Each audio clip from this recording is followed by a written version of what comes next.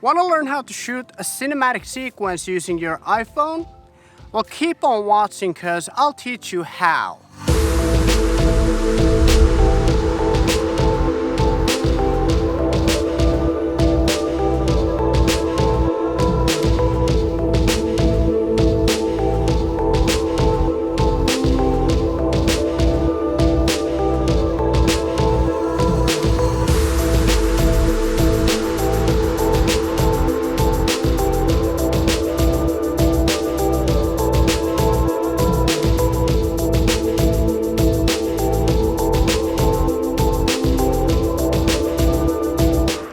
How's it going? My name is Jussi and this channel is all about filmmaking tips, tutorials and gear.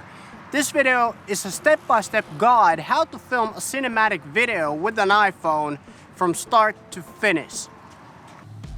The first thing you should do when you're filming a cinematic video with an iPhone is that you should always use a third-party camera app.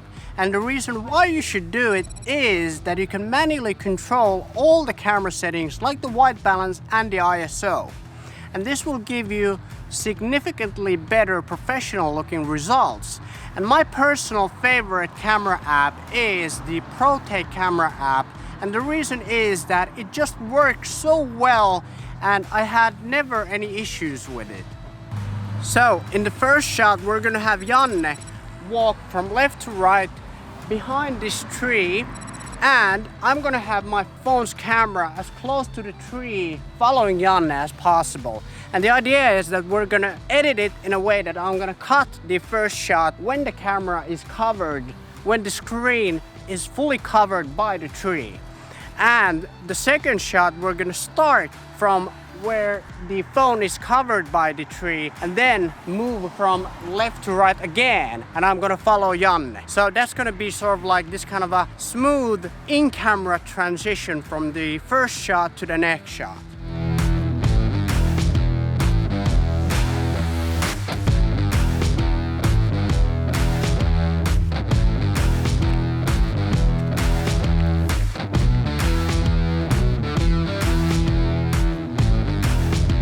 So when you're filming a cinematic sequence, you should always edit the final video in a 24 frames per second timeline, which basically means that when you're filming these shots that you want to use in regular motion, in normal motion in the final video, you should always film them in 24 frames per second. But when you want to film slow motion footage, you can film it, for example, in 60 frames per second or 120 frames per second, depending on what your phone or what your camera can do. And then, for example, if you use Premiere Pro, you should convert the footage to be interpreted and played back in 24 frames per second in the timeline. That way you get the most professional looking final video. Also, one thing that you should keep in mind is that your video should always have a story. By story, I don't mean that it has to have a protagonist and an antagonist. It simply means that your video should have a point, some kind of a purpose. And it can be as simple as having a beginning, a middle, and an ending. It's that simple. But in this video, we're actually gonna keep it very simple because we're simply going to show you how to create a cinematic sequence and how to do it in a professional way. For this next shot, we're gonna use this monopod, and we've got the smartphone mount so that we can mount the iPhone to the monopod, and we're gonna do this low to the ground follow shot, and then after that we're gonna do this classic leading shot where I'm walking backwards in front of Janne.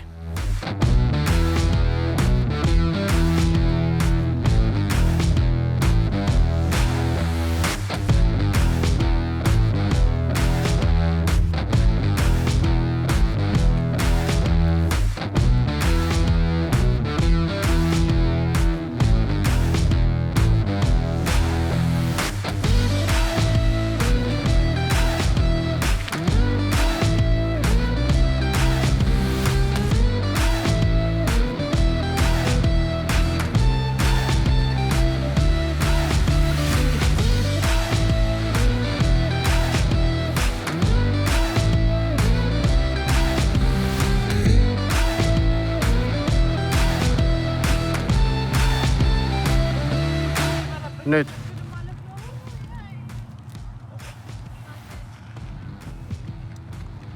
Sama juttu uudestaan toiseen. Vielä kerran. Vielä kerran.